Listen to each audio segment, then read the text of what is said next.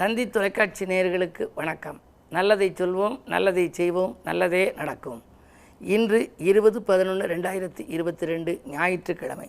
அஸ்தம் நட்சத்திரம் இரவு 11:05 வரை, பிறகு சித்திரை நட்சத்திரம். இன்றைக்கு நான் உங்களுக்கு சொல்ல இருக்கிற நல்ல கருத்து, தெய்வங்களுடைய வடிவங்கள் பல மாதிரி இருக்குது. இப்போ ஒரு உருவத்து மாதிரி இப்போ பிள்ளையார்னு எடுத்துக்கிறோம், முருகன் வைக்கிறேன், பாலமுருகன் இருக்குது, தம்பதியரோட முருகன் இருக்குது, தனி முருகன் இருக்குது. இப்படியெல்லாம் இருக்கே, நாங்கள் எந்த தெய்வத்தை கும்பிடுவது, எங்கள் ஜாதகத்துக்கு ஏற்ற தெய்வம் எது அப்படின்னு சொல்லி ரொம்ப பேர் எனக்கு நேரடியாக சந்திக்கிற போதும் கேட்பாங்க, தொலைபேசி வாயிலாகவும் கேட்பாங்க.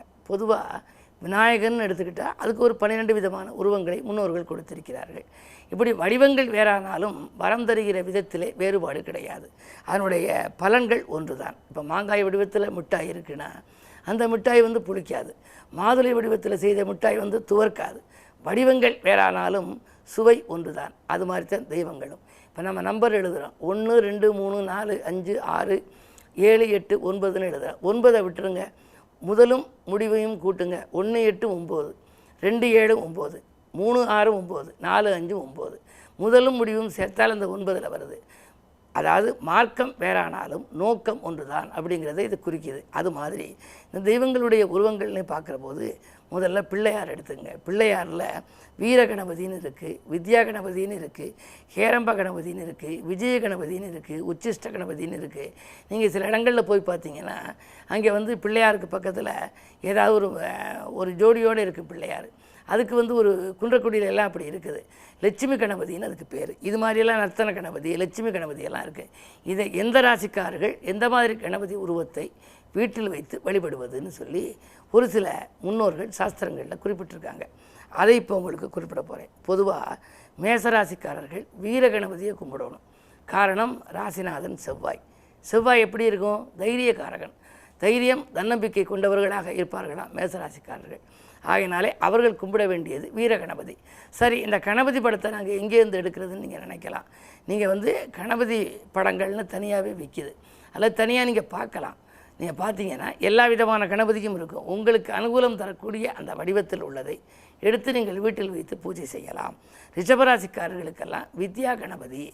அதே மாதிரி மிதுனம் அப்படின்னு எடுத்தால் கண் திருஷ்டி கணபதி. மிதுன ராசிக்காரர்களுக்கு தான் நிறைய திருஷ்டிப்படுமா, கண் திருஷ்டி. அதாவது சில பேர் ஜோடியாக வெளியில் கிளம்புவாங்க, மறுநாளே அவங்களுக்கு பெட் ரெஸ்ட்டாக போயிடும். அவ்வளவு திருஷ்டி சார் அப்படிம்பாங்க. காரணம் என்னென்னா, நிறைய திருஷ்டிகளை சந்திக்கக்கூடியவங்க மிதுன ராசியாக இருக்கலாம். கண் திருஷ்டி கணபதி அவங்களுக்கு உகந்த கணபதி. கடகராசிக்கு ஹேரம்ப கணபதின்னு இருக்குது. சிம்மராசிக்காரர்களுக்கு விஜய கணபதி. சிம்மம் என்றாலே வெற்றி. அது சிம்மராசிக்காரர்கள் வெற்றி பெறுவார்கள். ஏன்னா சிம்மத்தை யாரும் ஜெயிக்க முடியாது, காட்டுக்கு ராஜா சிங்கம்ங்கிறேன். விஜயம்னா வெற்றி. விஜய கணபதி சிம்மத்துக்கு கொடுத்திருக்கிறார்கள். கன்னிராசிக்காரர்களுக்கு உச்சிஷ்ட கணபதி. இப்படி இன்னும் 6 ராசிகள் இருக்கின்றன. அவைகளுக்குரிய கணபதி விவரங்கள், அதை எப்படி வழிபடுவது, எந்த நாளில் வழிபடுவது, என்ன மாதிரியான விரதங்களை மேற்கொள்வது, அப்படி விரதங்களை மேற்கொண்டால் நமக்கு என்ன பலன் கிடைக்கும் என்பதை பற்றியெல்லாம் தொடர்ந்து இந்த தந்தி தொலைக்காட்சியிலே சொல்வேன் என்று சொல்லி இனி இந்திய ராசி பலன்களை இப்பொழுது உங்களுக்கு வழங்கப் போகின்றேன். மேசராசி நேயர்களே, உங்களுக்கெல்லாம் அடிப்படை வசதிகளை பெருக்கிக் கொள்ள ஆயத்தம் செய்கின்ற நாள் இந்த நாள். இன்று அயல்நாட்டிலிருந்து கூட உங்களுக்கு அனுகூலமான தகவல் வரலாம். உத்தியோகம் சம்பந்தமாக அல்லது தொழில் சம்பந்தமாக ஏதேனும் ஏற்பாடு செய்திருந்தால் அதில் வெற்றி கிடைக்கும். ராசிநாதன் வக்ர இயக்கத்தில் இருந்தாலும் கூட 8க்கு அதிபதியாக இருப்பதால் நீங்கள் கவலைப்பட வேண்டாம். கெட்டவன் கெட்டிடில் கிட்டிடும் ராஜயோகம் என்பதற்கு ஏற்ப இடம் பூமி வாங்கும் யோகம் உண்டு. உடன்பிறப்புகளுடைய பிரச்சனைகள் தீரும். இந்த நாள் உங்களுக்கு நல்ல நாள். ரிஷபராசினியர்களே, உங்களுக்கெல்லாம் ஒளிமயமான எதிர்காலத்திற்கு உறுதுணை புரிகின்ற நாள். இன்று உற்றார் உறவர்களில் ஒத்துழைப்பு கிடைக்கும். உள்ளமகிழும் சம்பவம் இல்லத்தில் நடைபெறும். கல்யாணம் போன்ற வாய்ப்புகள் எல்லாம் கைகூடி வருவதற்கான அறிகுறிகள் தென்படுகின்றன. இழந்த பதவியை கூட ஒரு சிலர் மீண்டும் பெறலாம். மிதுன ராசினியர்களே, உங்களுக்கு செவ்வாய் பலம் அதிகமாக இருக்கிறது. எனவே இனிய வாழ்வுக்கு இடையூறுகள் வரலாம். எதையும் துணிந்து நீங்கள் செய்ய இயலாது. மற்றவர்களை நம்பி செய்த காரியங்களும் சிறப்பாக முடிவடையாது. 10ல் குரு இருப்பதால் பதவியில் மாற்றம் என்பார்கள். எனவே திடீரென நீங்கள் இருக்கும் இடத்திலிருந்து உத்தியோகத்தில் நீண்ட தூரங்களுக்கு மாற்றப்படலாம். அந்த மாற்றங்கள் ஏற்றுக்கொள்ளக்கூடிய நிர்பந்தத்திலேயே இருக்கும். இந்த நாள் மாலை நேரத்தில் கொஞ்சம் உங்களுக்கு கவனம் தேவை. கடகராசினியர்களே, உங்களுக்கெல்லாம் விரயங்கள் அதிகரிக்கும். சொத்துக்கள் விற்பனையாகிறது என்று கவலைப்படுவீர்கள். வாங்கிய சொத்தை விற்கும் சூழ்நிலை கூட ஏற்படலாம். சேமிப்புகள் கரையலாம். உறவினர்களை நம்பி எதுவும் செய்ய இயலாது. திட்டமிட்ட காரியங்கள் திசை மாறி செல்லும். இன்றைக்கு கிழமை ஞாயிறு என்பதனாலே இன்று அருகில் இருக்கும் சிவாலயம் சென்று முருகப்பெருமானை வழிபடுவது நல்லது. சிம்மராசினியர்களே, உங்களுக்கு அஷ்டமத்தில் குரு. அஷ்டமத்தில் ஏதேனும் ஒரு கிரகம் இருந்தால் கவனமாக செயல்பட வேண்டும். பொதுவாக வலிமையான இடம் 8ஆம் இடம். அங்கு குரு இருக்கின்றார். எனவே சேமிப்புகள் கரையலாம். உங்களுடைய செல்வாக்கை தக்க வைத்துக் கொள்வது அரிது. தொழிலில் அப்படியே ஸ்தம்பித்து நிற்கிறதே என்று சொல்வீர்கள். பிள்ளைகளாலும் பிரச்சனை, பிறராலும் பிரச்சனை என்ற நிலை உருவாகும்.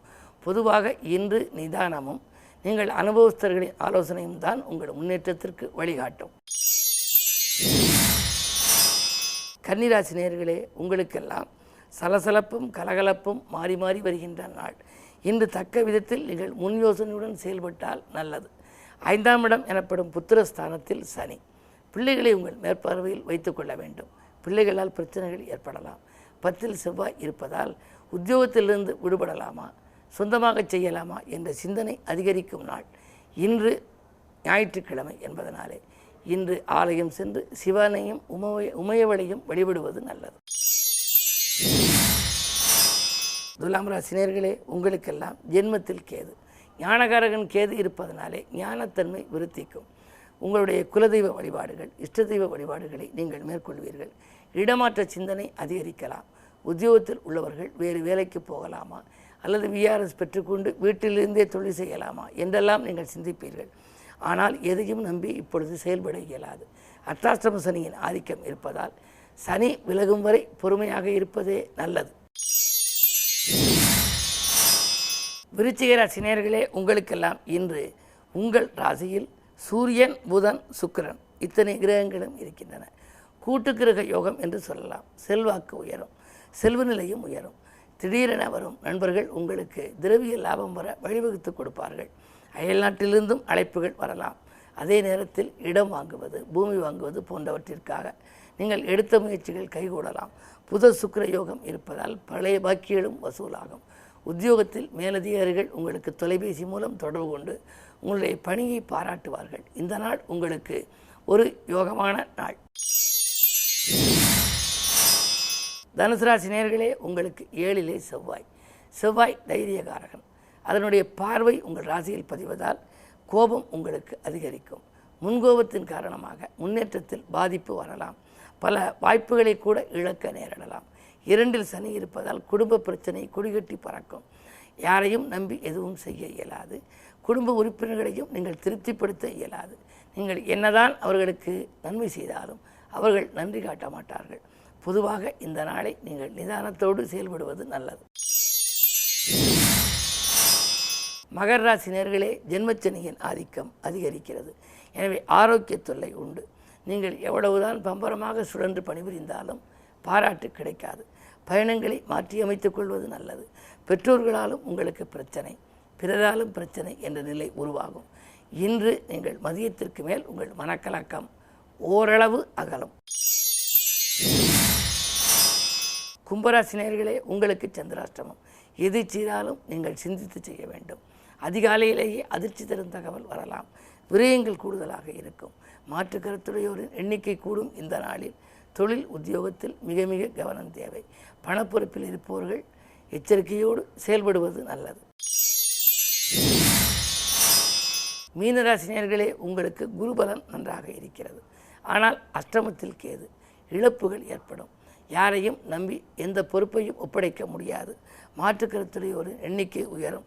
கூட்டு முயற்சிகளில் லாபம் கிடைக்குமே தவிர தனித்து இயங்க முடியாது.